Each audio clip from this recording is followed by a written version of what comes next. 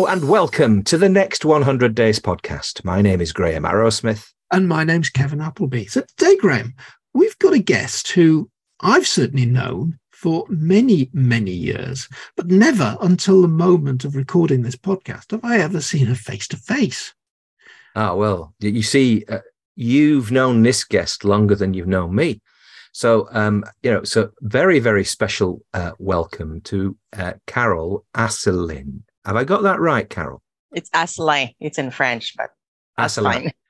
Okay, so does that make you Canadian French then? Is that what you are? I am, yeah. No, okay, and is that where you're based currently? Well, sorry, in Canada. I was born and raised in Montreal. Okay. But after I graduated from university, I moved to New Brunswick, which is the adjacent province. Okay, all right. Which is a bilingual province here, not French, but bilingual. Okay, so what are the two languages there then? French and English. French and English. Okay, fine. Right. So, well, my French is quite limited. I've failed more French exams than soft mix. So basically, you can perhaps teach us one or two things during the course of this podcast. So, Carole, you're an expert, aren't you? In a way, yeah. In a couple of fields, but yeah. And it was something that I hadn't really come across this. But the more I looked into it, the more I thought, oh, hold on a minute, she's onto something here. And you're an expert in digital scrapbooking. Is that something that the world is? It's almost like subterranean. You know, I mean, nobody really knows about it until they get into it. Then they think, oh, this is quite interesting. Is that really what it's about? Well, I think there's a lot of people who do that. And that probably came from like when scrapbooking was very, very popular. It does have some big inconvenience. First is like the space it takes, it takes over your dining room table. You have to get supplies and, you get papers and this, you never, do I get the right blue to go with my photo and everything? So when graphic softwares like Photoshop and PaintShop came, people thought, oh, well, I can do the same thing now with that without having big cupboards of storage and shelves and I don't have to take over my dining room table because everything's on the computer. So I don't know which one started which, because I know I started doing that in about 2003. I think it had started before, but I discovered it in 2003. And what I did is that I used PaintShop, not Photoshop. At the time, Photoshop was like $600 to buy. It was really expensive. And my mom had a copy of PaintShop, and she just gave me her copy when she upgraded. And so I started with the program. Like the first time I opened it, it was like, what are those buttons? Because I had never really played with a graphic program before. And then I found some tutorials online. Back then, we didn't have YouTube. No. So I just happened to find one place where they had little tutorials. And I kind of got a little, at least acquainted with the program. And then when I saw a friend of mine doing scrapbooking in paper, I was thinking, oh, I could do that with program. And that's how it started. Well, today, what Kevin needs is your skills, because I don't want today to pass, Kevin, without mentioning the fact that you have become a granddad again. Well, indeed, yes. Granddad for the third time as of 6:45 this morning. Yeah, congratulations. Yeah, I mean, it is a big congratulations, Kevin. 3, you're doing really well. And today's edition was male. Tell us more. Yeah, Joshua. So if you're a Geordie of a certain age, you'll only ever recognise the word of Joshua. He's the one with the wellies. Yeah. Okay. It goes way back to the Geordie version of the Bible. Okay. Oh, I see. Okay. Well, if you wanted to create a digital scrapbook of the occasion, I mean, maybe the old scrapbook might have had a copy of today's Times or something like that or whatever. And then you'd maybe do other things with it, photographs and I don't know, all kinds of other mementos that you would create a scrapbook of the occasion. What's today's version, Carole? What would you recommend to Kevin to capture the moment? Well, you can do exactly the same thing, except that instead of having physical papers and buttons and, little decorations, you have them in PNG format, just a graphic, and you just layer that onto a page, like a canvas on the program. You put the picture or the pictures and whatever information you can put, the dates, whatever facts and if you have mementos or those, you can, once it's printed, you can add them to it. So you can have what we call a hybrid project, or you can scan them, scan them and extract them to put them. So that way you don't actually use the physical thing. So you can actually get copies. I guess you could create, what are they called? Non-fungible tokens. Yeah. Is there a way in which you can translate a digital scrapbook into an NFT that you can actually secure on the? I have no idea about that. No. Okay. I was thinking if you had a very valuable, piece of scrapbook art, then potentially it could be. Yes, Graham, because you've got it in a single file, which would be a JPEG, whatever that is. Yeah, which is the same sort of things that those non-fungible assets tend to use. They just tend to be bits of artwork. Well, they are. It's online, but not in physical reality. But the thing is, your skill set, Carole, is, over years, you'll have got an appreciation, won't you, of what kind of looks nice and what looks like a hot mess. Is there a sense, or does it matter? I think it can vary because, you have some people who will like a certain style and others will like a different style. There's the clean and simple. There's the minimalist. Some people will do scrapbooking to showcase photos. So the photos are really, the big feature. Others, they just like to create art, and the pictures are so tiny you barely see the pictures, and they have all kinds of other things. You can have the clean look versus the grungy look with art journaling, which is like, for some, it looks like a hot mess, but others like it. Yeah. It's like, I don't know, graffitis versus, painting on a canvas.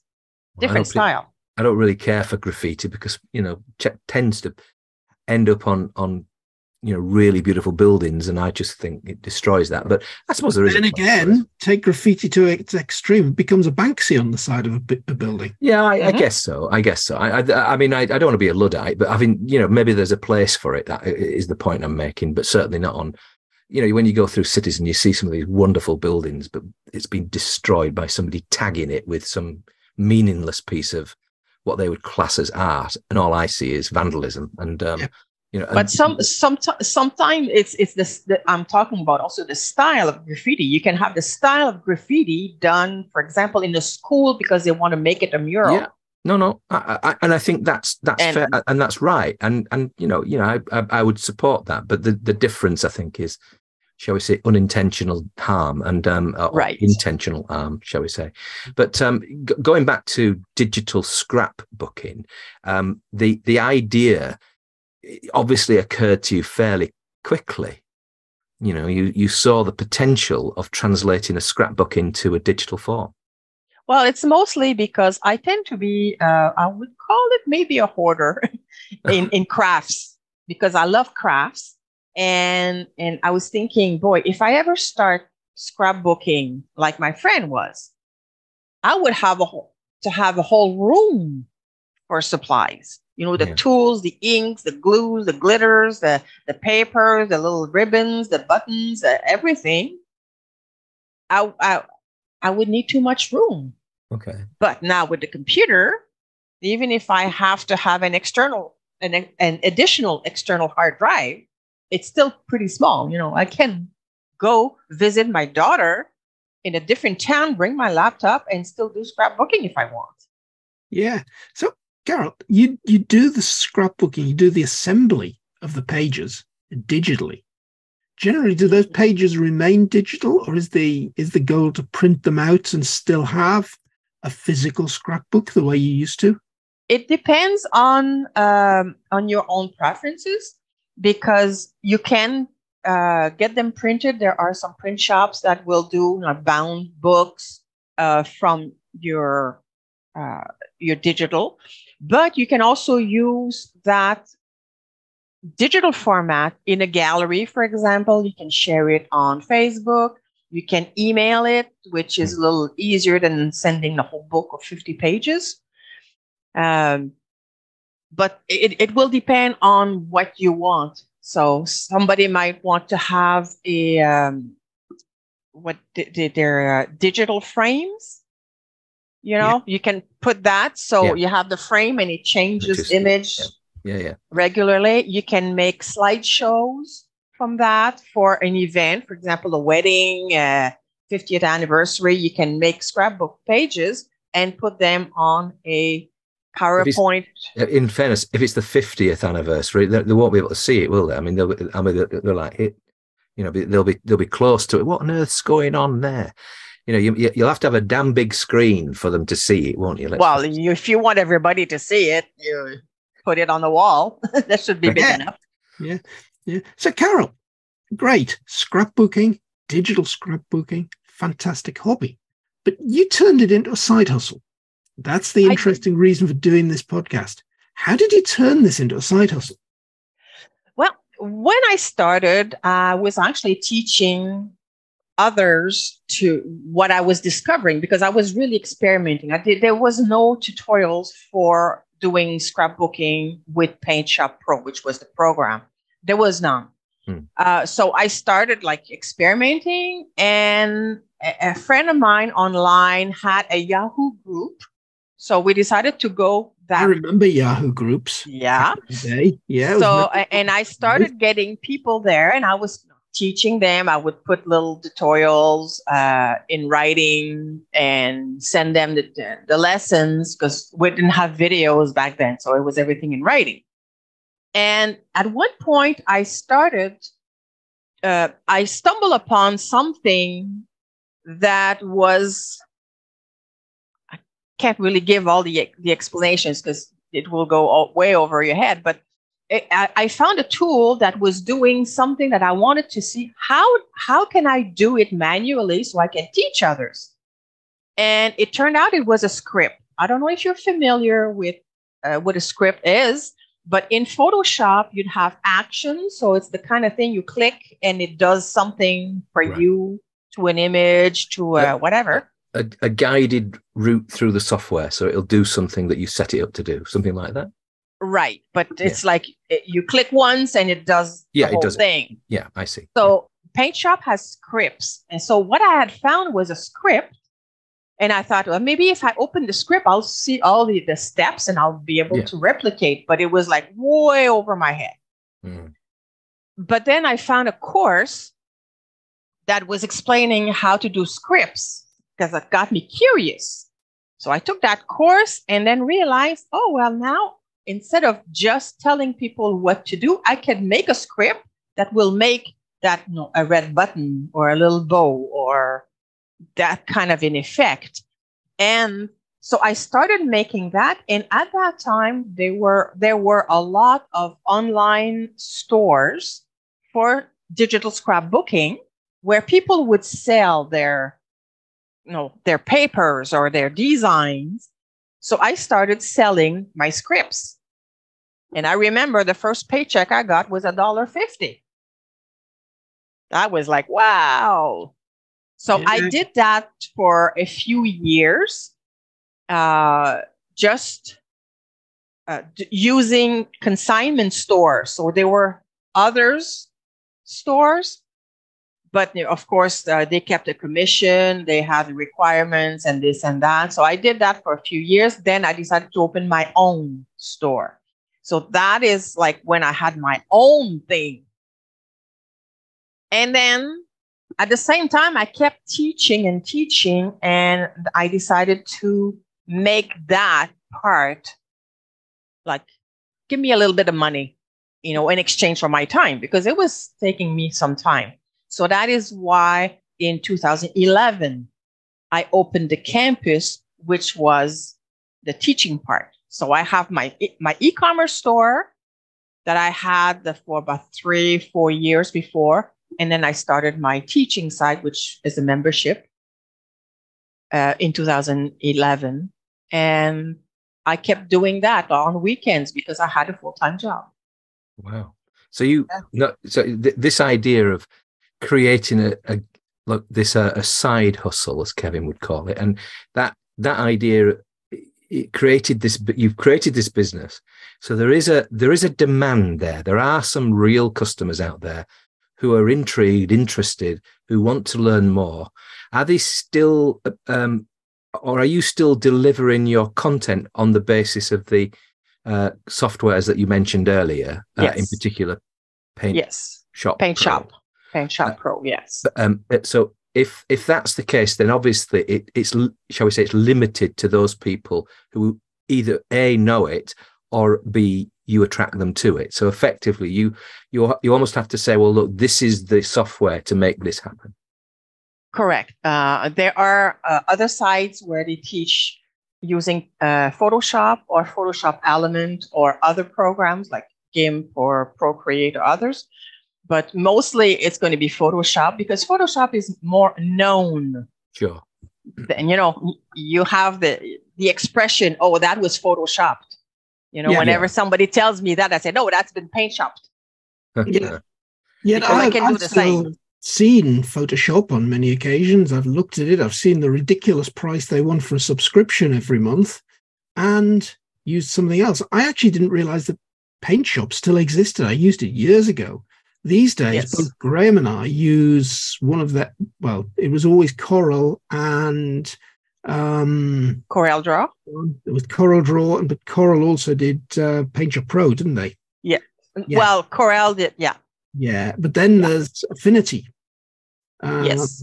And Graham and I both use Affinity Photo, Publisher and Affinity Designer. So basically, those three products I've grown to use on a regular basis, and I guess it's because they had a good pricing model. But I believe that they're managed by Brits, so basically it was very much a British thing as well.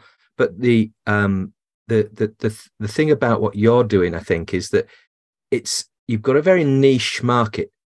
I keep making this mistake. I've just been doing an alternative investment summit and talking to one particular person who is launching an app in the shooting market, it's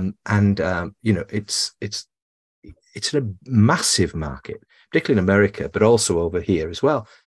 Much bigger than I would have credited it for. Is that the same thing with you? Is the scrapbooking market bigger than we might imagine? I'm not sure. The thing is that scrapbooking is big. Whether people are using Photoshop or PaintShop, that's like another sub niche. And the reason I want to keep going with PaintShop, there are a few reasons. First, I want to distinguish myself because, if I go with Photoshop, I'm going to be against all the others teaching scrapbooking with Photoshop. Yeah. So why not make myself individual? At one point, I remember when I was in a forum, I was very often referred to as the PaintShop lady. Mm. Yeah. So anybody who has a question about PaintShop can come to me. I have been part of their beta team for over 10 years now. Wow. So I know the program, at least some. I wouldn't say I know everything because there are some sections like photography specifically I don't do. Yeah. So that I'm not as familiar. But when it comes to painting by numbers, I mean, you're ace, right? Is that what you're really saying? Well, when it has something to do with creating. No, I'm only kidding. So presumably you basically have this ability to, I mean, because you're coaching, aren't you? You're coaching other people how to use this. So Yes. up to a point, it wasn't quite as in jest as it probably seemed, because there is a sense that you're actually helping other people. You're guiding them through, and presumably you offer them that paint by numbers framework to get them up to a standard. Yes, I have tutorials on my site that go from very beginning, like how to install the program, how Sure. to set up your the interface, because you can customize it. Do you like it lighter or darker interface, because of your eyes or whatever? So from there to things that are more advanced, and like, okay, maybe you can attend and have an idea of what I can make, but you might have to look at the video like 5 times to kind of get an idea. So I have really a whole range. And also I have things that go from completely free, because I have a blog with lots of tutorials and tips and so on. I have workshops that are also free.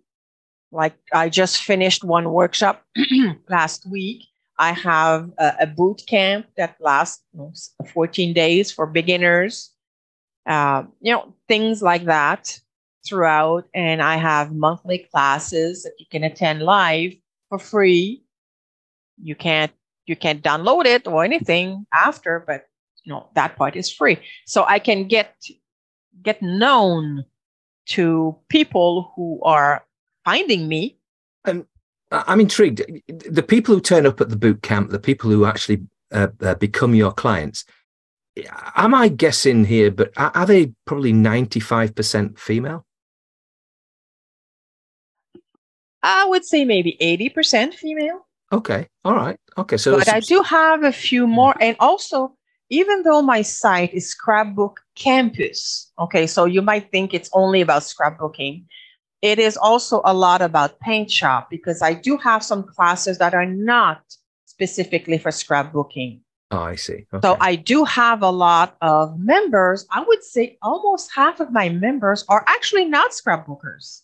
Oh, right. Right. So they are discovering scrapbooking as a mean to practice or to do some projects, but they do something else. I have, for example, Brian is only he has a website for genealogy for his family.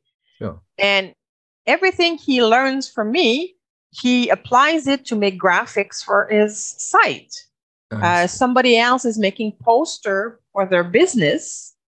They have a drive-in, and they make posters every week, I think, or something like that. She does that.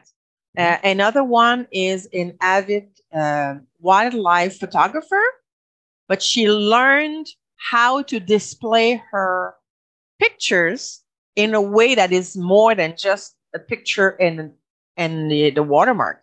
Yeah. She makes something like looks like the front page of the National Geographic, for example. I know it's a sort of a slight. I'm trying to get parallels here, so I can and other people understand. But my daughter-in-law works for Aston Martin, and one of the things that she does is she creates the environment she designs I think they've just launched a shop, for want of a better thing, in New York, and it got a bit of publicity. But she helped the design of that place, where they put the cars. She doesn't design the cars. That's another skill altogether. But because the cars themselves, akin to that lady's photography, in a sense, you're doing what Luana's doing, which is creating that environment, or helping understand the environment in which that core bit of content is presented. Have I got that right? I think so. So once you know the program, and that's the whole thing, is once you know the program, you'll be comfortable using it, and you'll be also comfortable exploring it further and doing things. Sometimes you can find happy accidents too.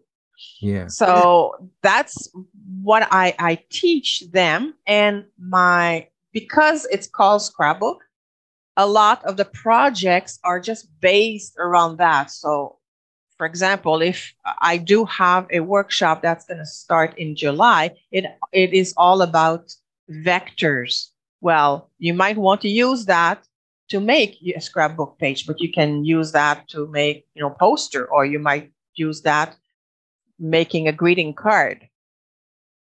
But it's just a practice. It seems to me, Kevin, that the opportunity here is that you can make something come alive by scrapbooking. It's one of those, if you have some sort of photograph or a point in time that you want to capture, the idea of scrapbooking surely is, how can I best capture it that says something about me, but something about the content? Yes, because you can showcase a photo. We say, photo is worth 1,000 words. So you can showcase, that the first picture of your grandson, for example, really nice picture. But you can also document things, because one thing that I really encourage people, especially at a certain age, 50 and up, is that so many stories are in your head. And remember when you are in a family gathering and you have, people talk and so often the conversation will be, you remember when, Uncle Joe fell down the stairs, or, oh yeah. And I've got a scrapbook for that. I got him coming down the stairs and breaking his arm, and fantastic photos. I can imagine that you've done that. That's the thing, is that a lot of those stories don't have photos. No, of course. Whether it's something sad or something funny or something totally unusual, you don't necessarily have a picture. So I encourage people to document and make that into a scrapbook page. So the scrapbook page does not even need to have a photo if you have a story. Yeah. And I actually started, and I can send you some samples if you want. It is interesting, because then people will say, oh yeah, that remember, this and that. So you can do photos, you can do stories, you can do both. That's really interesting. The sort of manifestation of a story. I mean, we're all told as marketers to tell our stories to intrigue people and draw them towards you. And here you are, if you like, crafting stories in the sort of this scrapbooking fashion. Yeah. The world's about stories, Graham. I'm thinking about doing a lot of what I do in Grow CFO in terms of teaching people stuff. If you can tell a story around what you're teaching, it makes it stick in people's minds. If you can relate some theory you want to teach to some personal experience, it makes it absolutely fantastic. So now what you're doing, Carole, is you're showing something to the screen for those people who are only going to listen to us. And you have a book in your hand called Remember When. It is time to tell your story. Well, that's interesting. Yeah, so it's a book of various stories that I put on my blog when I was encouraging people to tell their stories. So the book has 100 anecdotes and room for you to put your own notes. Wow. So it goes from, losing my first tooth to, So, Carole, as well as having a shop to sell things around PaintShop, as well as having a membership site to teach people, you're a published author. Yes. Wow. Yes. This is my, actually, I had 3 books about PaintShop, and I have 2 books for Remember When. One book is with the whole story, and I have a companion book which has only just a little bit of the prompt, and the rest is lines where you can write. So for example, you can do that. You can give that to your parents, your aging parents, or fill them with if you had to create the digital scrapbook of your life, let's just say for a moment in time, a little bit, hopefully a long way off in the future, that people wanted to appreciate you and your life, what would be in that? Well, I'm going to start with that. All right, your book. Yeah. I mean, you, shameless publicist that you are. Okay, so we've got that one chapter out of the way. I don't know. There's so much. I mean, where to start? But I wonder whether or not that's something that, in a sense, the scrapbooking is chronicling something that happened, like a story or like a moment, like some content, etc. So isn't it logical that you would chronicle a life? Well, yeah, you can do it that way. I think that the details will depend on the story. Like I don't feel that I had a like super, story that would make a movie or something like that. I never had huge challenges or that kind of. I had pretty ordinary life. So probably my story will be more relatable to either people in the same area, same age group, or who lived in Montreal because that's where I was raised, and some of the stories relate to that, or my immediate family.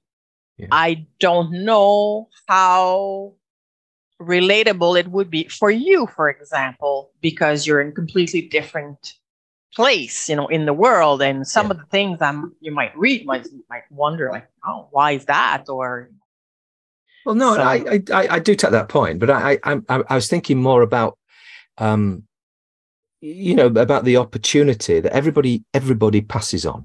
Everybody passes on. So everybody somewhere, and everybody has a story. I mean, literally, whoever you are.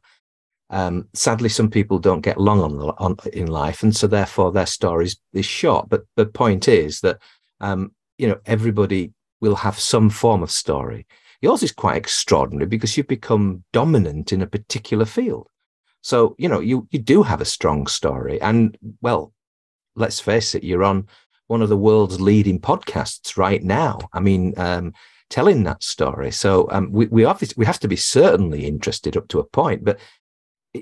Digital scrapbooking, could it not be used in this way to help chronicle? Is that a new seam of business for you? Why not? It's and things will change too, because digital scrapbooking didn't exist 50 years ago. Scrapbooking did, digital didn't. Yeah. What will become, because also whatever you document in a certain way and what your legacy is will depend on the time too. Yeah, I have this feeling that potentially there's a lot more road to be gone down in this area, and it seems to me that lots of people have got these sort of projects that they're doing, and it's completely logical. I want to make the best of what I can do, but in a creative, craft-based way. And it's funny because when you go to craft fairs, and I took my granddaughter to one, and she sat with some people, and they were just like, putting little, whatever it was just using little bits and bobs of plastic and putting them down on string and all kinds of different things. So, but it was fascinating to her, absolutely fascinating, and she was occupied and mentally and relaxed, and it was just a wonderful, I don't know, de-stress device, if you like. And isn't that one of the glories of what you do? Yes, and I would say that more than half of my members are over 50, which is kind of, when you hear people say that older people don't use computers, that's not true. I have members who are in their 90s, and for a lot of them, I get a common feedback. First is like, it keeps me sharp. Mm. I can still be creative. I can do things despite my arthritis. Yeah. Because you can't do that, no little scissors and punches and everything if you have arthritis, if you do that in physical. So people can do that. They can also share, because being digital, you can send it by email. If you do a page with no paper and buttons and ribbons and things like that, how do you make that for your 6 kids? It's kind of a job. So people love that, and also there's a sense of community when we get together. Well, I have a forum, we share what we did, and people have learned to share how they did it. So someone said, "Oh, I tried this effect, or I used this font, or I used this tutorial," and then someone else will say, "Oh, okay, let me go and check that. Oh, I love that font. I'll go and get it or download it." So there's like a lot of what we have, at least in the membership, is like, it's a big community and everybody knows everybody. And like once in a while, it does happen that, we lose a member. Yeah. Because of the age. I've got a quote from somebody we both know echoing in my mind at the moment. One Mike Morrison from the Membership Geeks. People join a membership, join a community for the content. They stick around for the community. Right.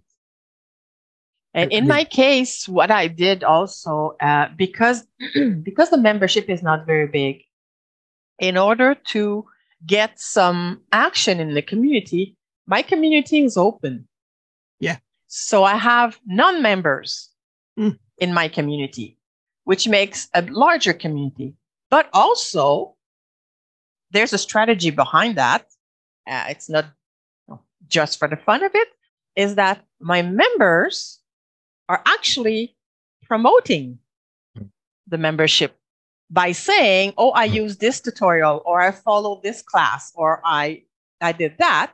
So the non-members, like, they hear about, "Oh, that's inside. Oh, that's inside. Oh."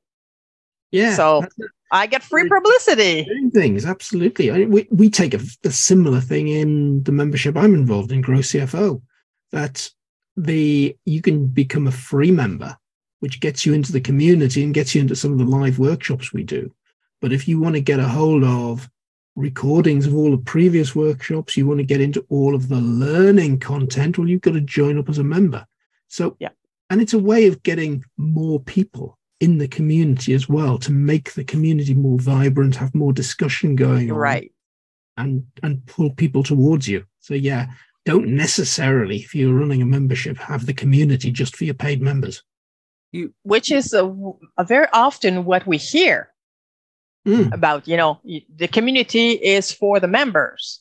And, but I think what people have to bear in mind, Carole, is that whatever group of folk you get together, only a percentage of them will actually go and get into the community and be active in the community. There'll be few lurkers that are reading everything that goes on, absolutely, never post anything, and then be a whole bunch of other folk that joined. They're probably consuming your content, doing the courses, but they're never going in the community. So yes, you might have 100 people in the membership, but you might only have 10 of them talking in the community. That does not make an active community. And that is why I often get inspired by other people, like whatever if there's a better term than the gurus, the specialists, in the fields, and they will give you ideas. But sometimes, exactly for that reason, there's not enough. I don't have 1,000 members to keep my community active. So I use the information, but I adapt it to what I have. You're where I had to open a map to see where New Brunswick was. and it's not that far away from a holiday that we spent, and we did a tour around the northwest of North America, and we ended up in Kennebunkport, which is not too far away from where you are, but basically New Brunswick's right up in the corner there of Canada. And you base are the majority of your over 50s mainly female audience Canadian, or are they right around the world? I have around the world. I would say I have a big portion in the US and Canada, so North America. I have a good number in Europe, so UK, France, Belgium, Netherlands. I have several in there, and I have also Australia, New Zealand. Wow. So either French or English speaking nations. So effectively, yes. Yeah. Yes. I mean, so okay, and so in that sense, and is the common language English in your groups? Yes. Yeah. Although since I can speak French, occasionally somebody might ask me something in French. Yeah. Okay. And I used to work for the toy company Lego, and they're even though they were based in Denmark, Denmark's 5 million people, it's about the size of Wales, Kevin. It's not that big a place, but beautiful place, but nonetheless not that big.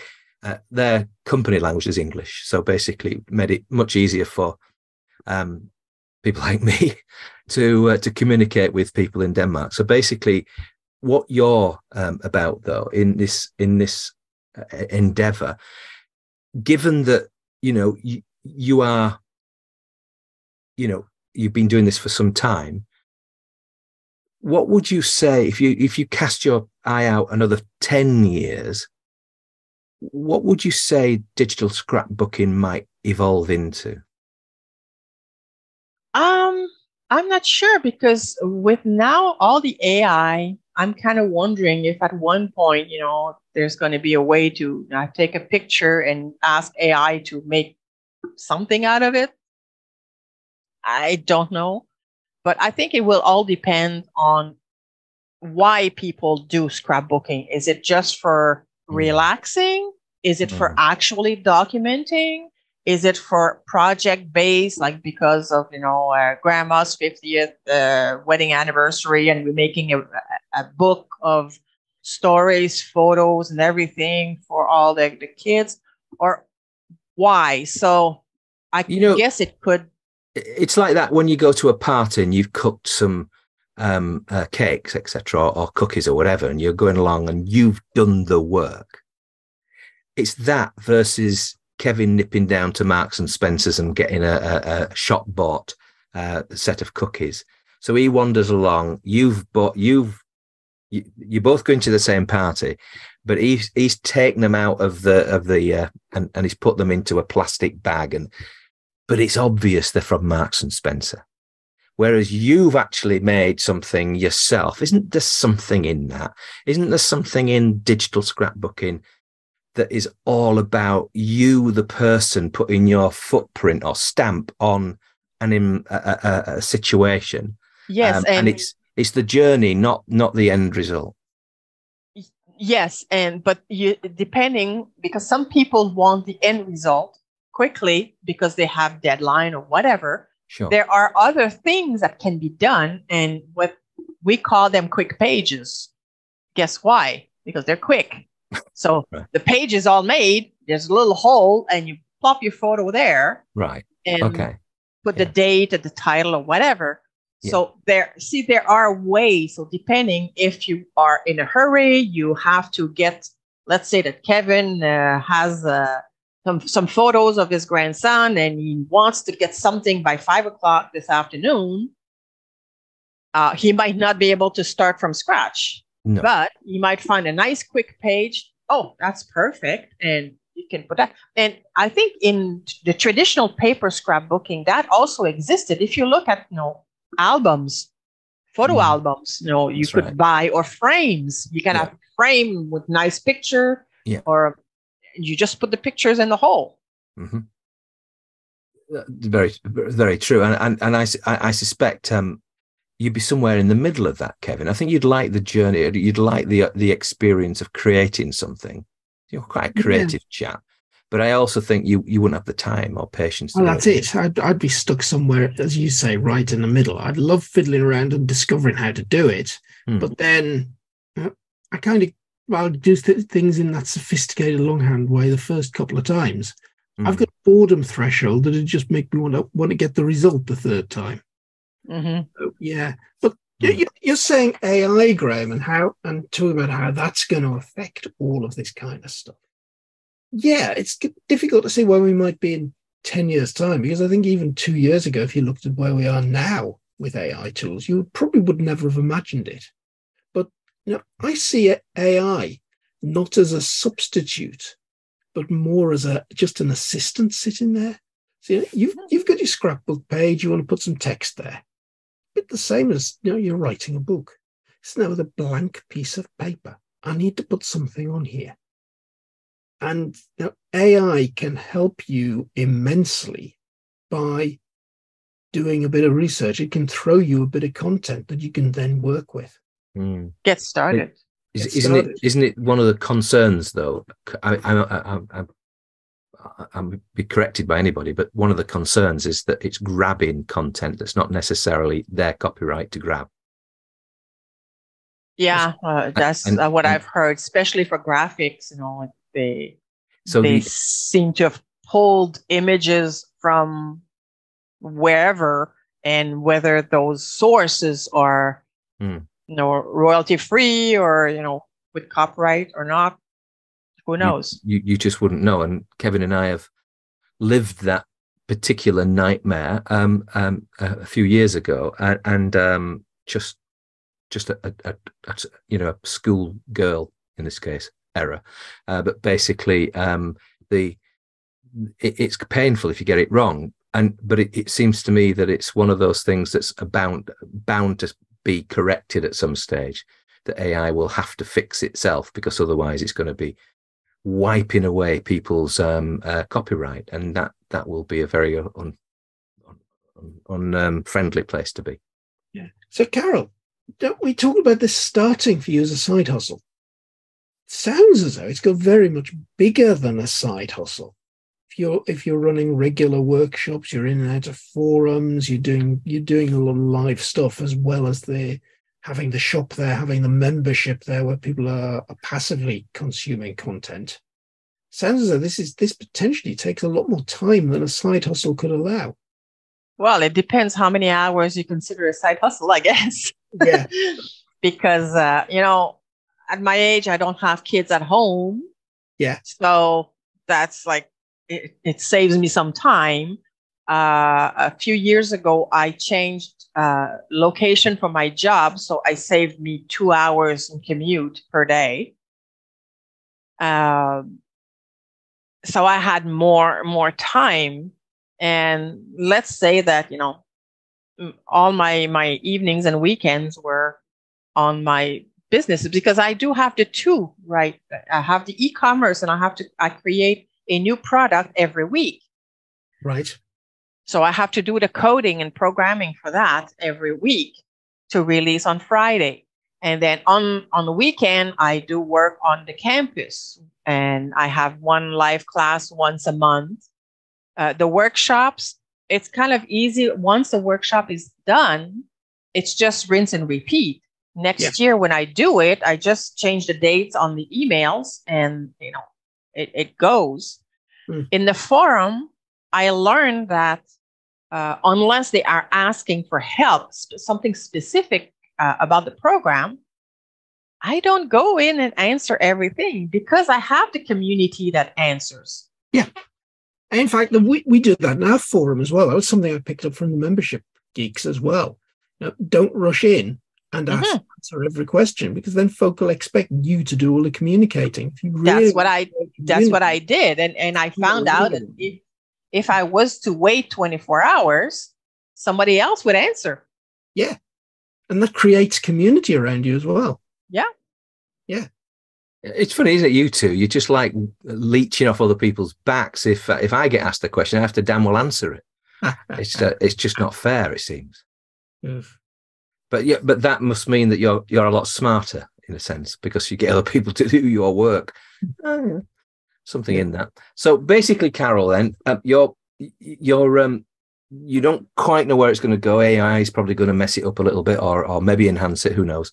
But you still have that thirst to continue doing the things that you're doing. You're not ready to put your feet up and do more digital scrapbooking. Not at all, because 2 years ago I retired from my day job, so now I can do whatever you want. Yeah. However, how much I want, and I've added a few things, but then also I can take a few days off and I'll go visit my daughter. Whereabouts? How far do you have to travel to go and see her? It's 3.5 hours. Oh, I see. So it's a good long drive. Long journey.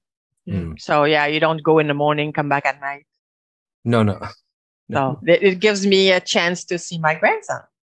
Right. Yeah. Well, That's that my must be a joy. grandson that was born today. He's 5 or 6 hours away, so I'm not rushing there tonight to see him, unfortunately. No. No, and on that note, I see my granddaughter on the weekend, so I'm looking forward to that. We have a new granddaughter. So apparently she's fond of milk, so she's grown quite a bit since I last saw her.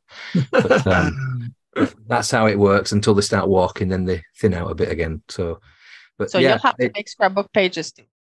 Well, yeah, Graham, you've got to record it. Well, I don't know. Actually, bizarrely, I've got photographs coming out of the phone. To be honest with you, I've never deleted them. I probably should do. Graham, I was just going to say that's Carole mentioned all those stories from years ago where you don't have photographs and you're retelling those stories. Kind of the opposite problem has occurred now. You're inundated with images. We're now sitting in a technical generation where everything gets photographed. And, how many... But no story. No story. Just a pile of photographs back on your phone. And even, if my mum's in her 90s now, and I'm doing a lot of things for her. I need to submit an electricity reading. So what did I do? I got my phone out. I took a photograph of the electricity meter instead of writing it down on a bit of paper. So, we just got photographs upon photographs that are clogging everything up. And I take screenshots of things all the time on my phone that get mixed in with the decent images of family stuff going on. Scrapbooking has to, or some way of showcasing the good stuff has to come in here. Well, you might be one of the 20% of males that are going to join Carole's community. It seems to me that you're the perfect candidate, Kevin. I mean, you can perhaps chronicle Newcastle's demise over the next season, although I doubt that's going to happen. I suspect you'll end up winning the league. But having said that, the opportunity of getting involved in this is really for... You probably won't have 20-year-olds joining you, will you? They'll probably pivot once they've probably got rid of their kids, the empty nesters. Oh, you mean me? Yeah, I'm just thinking your client list. No, because my members are mostly over 50, so they're already empty nesters. The point being is your new clients will be empty nesters too. If the ones you're attracting, they'll be looking like the ones that you've got. Very much. I'm trying to attract younger ones. Okay. But younger ones are mostly taking, like Kevin was saying, they keep everything on their phone. Yeah. Everything is on the phone and they want to do everything on the phone. But you can't do PaintShop on the phone. No. And there are now a few apps apparently where you can do some scrapbooking on your phone. Yeah. I guess kind of basic because you can't do as much. It's like trying to do Photoshop on your phone, or even Affinity. One of the things. Well, yeah, no, one of the things I did had to do for this recent project that I did was buy Canva Pro, and Canva Pro has a scrapbooking tool. I don't know how good it is. Probably it's not anywhere near as good as PaintShop Pro, but having said that, it's built into Canva. But you have to get the Pro version of it. And so I've never used it, but I just know it's there. So, some programs that are said to be for scrapbooking, especially those who are labeled as for scrapbooking, what they do is they'll give you items and you can layer them. You just pile them. Right. Versus a program like Affinity, Photoshop, or PaintShop, where you can do that, but you can also create them. You can change the color, that little ribbon that you want to have blue and it was aqua or even purple, you can change the color or, things like that. So what is considered for scrapbooking is usually I'm giving you the scrapbook elements, up to you to layer them, place them around on top of the bottom or something like that. But you can't edit them as much versus the program like PaintShop, where you have more options. You can, resize, recolor, reshape, everything. You can give effects that otherwise you can't. So I don't know about Canva Pro for the scrapbooking, but from what I know of Canva, it probably is the kind of, we give you the pieces, you can layer them and call it a day. But it's on these apps, and you see children, and my 3 are millennials, and younger ones than that tend to use their phone a lot more, and they'll have filters on and all kinds of things, and the object for them is to stick it onto Instagram, is to stick it onto other products, not particularly Facebook nowadays, but basically certainly in Instagram, but the and I know other things as well. But the thing about scrapbooking is it seems to me that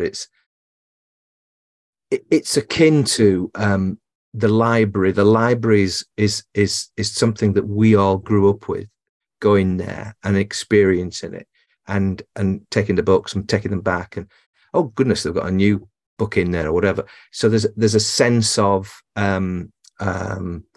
I don't know what it is, community, whatever you want to call it, but basically there's a sense that you're coming together as a group of people, and I think that's what you've got going with digital scrapbooking. That you have this thing that draws people together, and as Kevin said a few minutes ago, it's very much about the community, almost as much as the technical ability to use a software.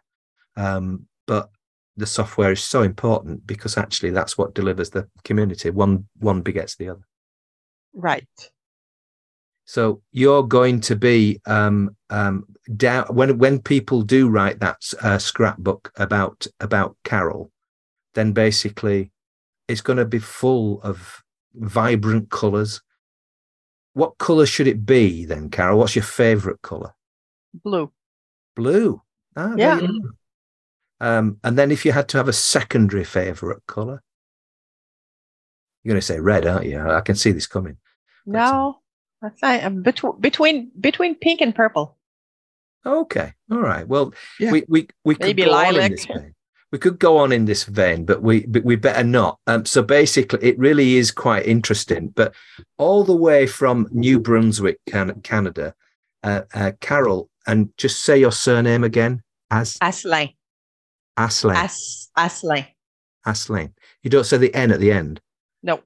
Just Asselin. Almost like Ash. It's a sound that doesn't exist in English. No. That's why you're fooled, Graham.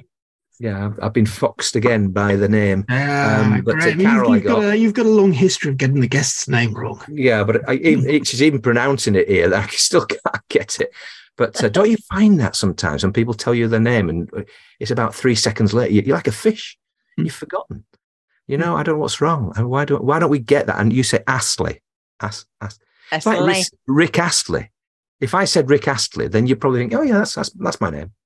But you don't know who Rick Astley is, do you? No. Oh, he's a 80s singer in the northwest of England, quite famous, but in 80s singers terms. But today, Carole, it's been an absolute pleasure having you on the Next 100 Days podcast.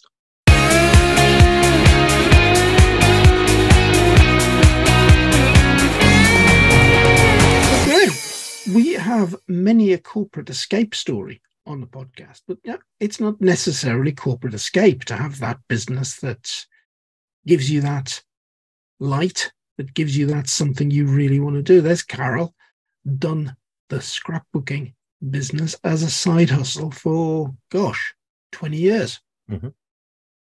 And I think there's just some incredible things to spot there. She discovered that she had a talent for finding out how that particular piece of software worked, that she could teach other people. Bang. Ideal way to start some sort of membership. I love the way that she's niched right down and said, no, I'm teaching PaintShop. I'm not teaching Photoshop. I'm not teaching Canva. I'm not teaching any of these other places that you go and do it. I'm teaching this one thing. I'm going to be niche. I'm going to stand out. So, yeah, I mean, completely dominant in that particular market, and it's a sensible marketing strategy. It's also limiting up to a point, and therefore the world of digital scrapbooking is not necessarily going to be open to Carole's ideas and views, because she's not placing herself across all the different softwares, but probably for good reason, because there are lots of other people potentially doing those sorts of things in those softwares. So she is known as, what is it, the PaintShop lady? Yeah. And so from that point of view, it's a smart decision. But doing all the membership things and all the other things that she does to actually promote and help her community is a real credit to her. And, so now she has a bit more time following her recent retirement. She has an opportunity to take it in lots of different ways. And almost like the sky's the limit, because, but having said that, her audience probably want her to stay true to the sort of things that she has been doing. But she might be able to tweak them towards AI and various other things that might help them in some way. But I don't know whether it's going to help or not. I really don't. I'm doubtful, to be honest with you. I don't think it's necessarily it'll help in some ways, but it will also destroy. Yeah. But I think the big lesson from today is you don't necessarily have to be a corporate escapee to have a business that allows you to follow your passion. Carole has very clearly done that without, corporate escape now with a retirement, got more time and ability to do more things. But that's a super example of how to build a business. Yeah, while still having a job. Yes. So you have that security of the work that she was doing week in, week out, but on evenings and on weekends, etc., she was able to build a thriving business. The problem with a business that you want to take your passion forward is growing it to a size that it can replace your day job income. But it's potentially been so niche, it might not have afforded her that opportunity. But that doesn't mean to say it wasn't a really nice piece of extra income. Although was that the main priority for her? It possibly might not have been. So from that point of view, it's helpful to build that community, but certain types of people are drawn to that kind of situation. I actually think there's an issue in the hobby space. If you're taking that passion that's a hobby, turning it into a business, and then suddenly having to think about, how on earth am I going to make a living at this? That thing that was a hobby originally and a passion can become just the opposite. Yeah. So I can see a lot of mileage in Carole's model of keeping it as a side hustle. Yes, I think that's probably correct. I think that's exactly the point, is that the opportunity of actually making it into a big flourishing business would probably mean that she would need to be completely dominant within that digital scrapbooking area, regardless of methodology. And I think that would be the an alternative model, and that would be almost certainly that will be an opportunity to be separate from she wouldn't have to work for anyone else. It would be have enough income from it. Because actually the applications are not just about scrapbooking, and I think that's really quite important as well. I mean, it's been an interesting podcast, a thoughtful one in some ways, because of the way in which Carole is as an individual, but also the way in which she's addressed certain issues that she's had. I don't know, a Canadian French speaker, Kevin. It's another tick in the box for us, isn't it? It is, Graham. It's another tick in the box and another great podcast. Well, today I've been Graham Arrowsmith. I've been Kevin Appleby. Goodbye. Goodbye. I'll do all that again. I'll let you do the editing. Okay, fair enough. I can't hear you. You've turned off. I fooled myself. I needed to click on something else. I didn't want the mouse to click on the audio, so I temporarily muted and I forgot to turn it back on. I know. Don't worry. As long as it's captured it at your end, it'll have captured it. Don't worry. Right. Okay. Well, spaces in there. Right. I best crack on. I've got all this emailing to do. It's probably going to end up going tomorrow, but it shouldn't do. It should go on a Monday and a Thursday at best. Right. But I think I'm going to email every day. I think I'm just going to different segments. Yeah. So it might not be every single. This is what I've been talking to my partners about, and she said, "Look, don't do it on a Saturday morning." I was thinking, yeah, but you say that, but what if it does work? You know, if somebody's actually looking at their emails over the weekend and they don't get that many emails and they get one that's relevant to them. I think it depends on the type of email you're sending out. If it's a related email, I'd normally ignore it on a Saturday morning. If it's something that looks a bit more personal, I'll read it. Well, I think yours could fit a Saturday morning. So well, I've been thinking about that for a while, Kevin. I've been thinking that maybe it might be a good Saturday morning, so I might test more than one segment. What I've done is, are you sending this to just a UK list? Yes. Yeah. Yeah. At the moment, I am anyway. And tell you what, we found mailing in Grow CFO now. We've got a huge list, and a large part of it is American. We might be sending an email out to the whole list, but we're actually now segmenting the list into time zones, because we're finding if you manage to send something at 9 o'clock, 10 o'clock in the morning, the click-through rate can be huge. Or even if you send something to somebody around lunchtime, click-throughs can be huge. But we were sending the whole list an email that would be landing at 10 o'clock UK time. Right. For some folks, that was 3 o'clock in the morning. You'd think, they'll read that when they come into the office and do something about it. Well, no, actually, the click-through difference between something that lands at 9 o'clock in the morning versus something that's already there at 9 o'clock in the morning is colossal. Yeah, you might be buried. But I genuinely, I don't know, Kevin. In most, I'll probably test timing as well. But having said that, I just want to crack on and get these messages. I've written the emails. I've got an idea of what the format of it will be, but it's going to be largely text. Apparently, that works best anyway.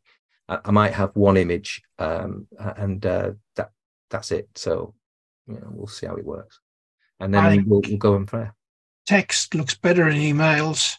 Written in the way it looks as though you've typed it personally yourself to that individual. Yeah. Don't put images in there, because that straight away people start thinking, this has just come out of an email sender.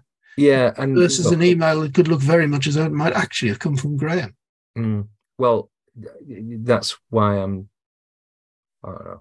Do I put the sort of banner image in? I probably will, because it's got a picture of me and it just talks about. Yeah. So apart from that, right, I'm going to scoot. I will. Yes. Next week we've got, I don't know who. We have got somebody, haven't we?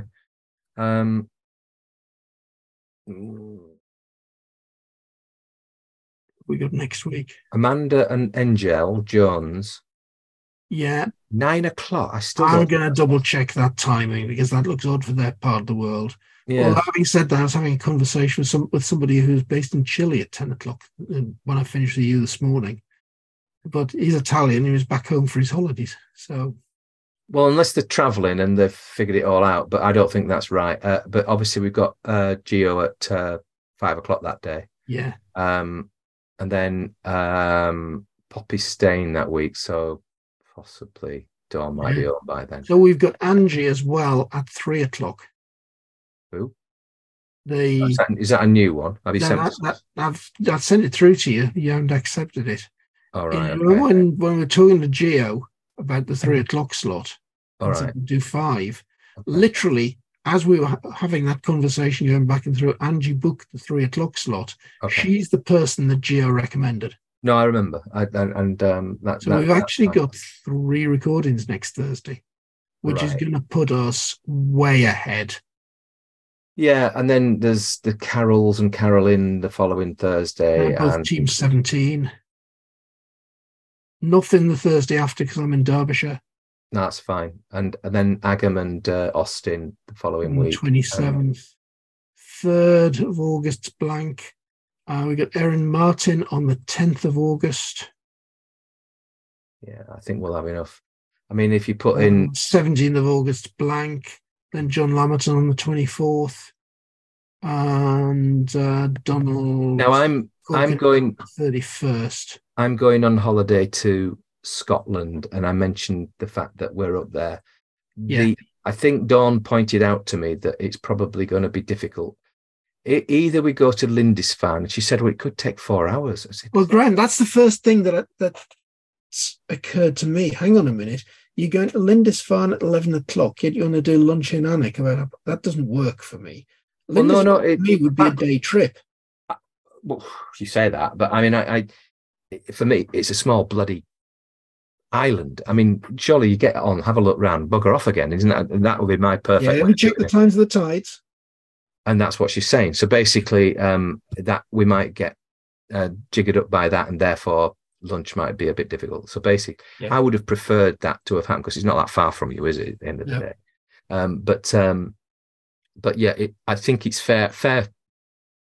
The fair thing to do is to do what Dawn wants, which is basically go and see Lindisfarne. So I'd go see Lindisfarne. And to be honest, Graham, if you're thinking Lindisfarne 11 o'clock, by the time you get across the car park, park the car, have a good walk around, go up the castle, have a look around. Yeah. Go to the pub and have some lunch and hope that the tide times work out. Well, yeah. Okay. Well, hopefully it's not going to take 4 hours, but if it does, it does. And then we'll scoot back off home. So that long weekend we're up in Edinburgh, so I'm quite looking forward to that. Yeah.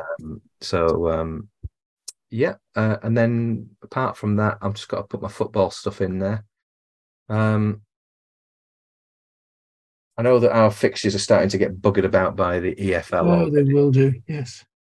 But in 2023 September, what date are we talking about? It was the Monday was it Monday the 18th or Monday the 11th, Graham? What for? When we were originally talking about Alnwick. Oh, 11th, Monday the 11th. So basically, but don't worry. I mean, you either come up to a Lindisfarne and spend the time with us that way, which is another thing, or basically I don't know. I just don't think we'll have enough time by the sound of it. You're safe to cross 3:30 in the morning until 12 o'clock. But then and if you got to cross there before 12 o'clock, you couldn't leave the island until 4:15. And that's the thing that's really pissing me off. Yeah. I don't think the island's worth 4 hours. Oh, I think it is. I could easily fill 4 hours and then go for a walk, go in the pub, have lunch. You think? Yeah. Okay. All right. Maybe so. I mean, we won't be doing it twice. But yeah. All right. Okay. Fair enough.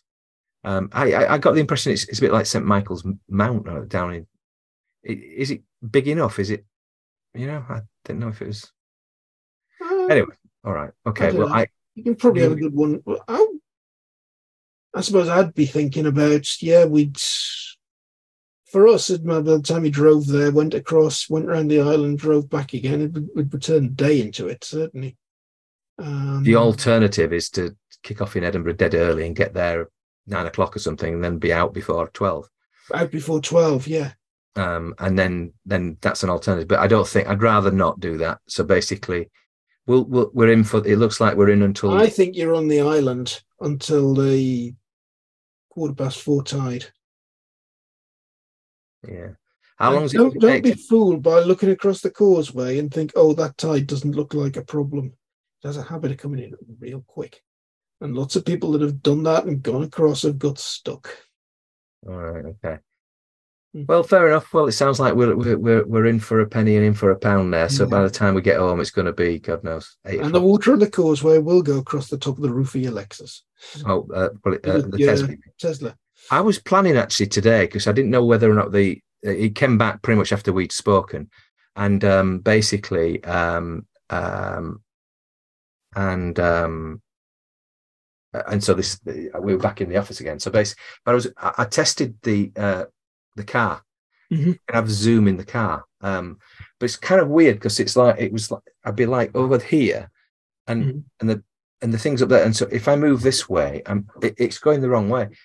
It's kind of a bit weird. I was trying to sort of position myself so I'd be in the middle of the screen, but I was sort of looking the wrong way, looking down or whatever it was. So basically, it would work in the car if I ever got stuck, but you'd be able to hear me. But so yeah, zoom from the Tesla. We'll test that at some stage. Why not? All right. Right, okay. Graham.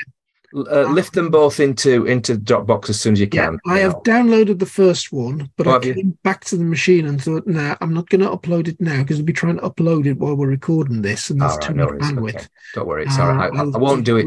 I'll download this one in a minute, but I'll move the one we did this morning from my downloads folder into the Dropbox folder in just a minute.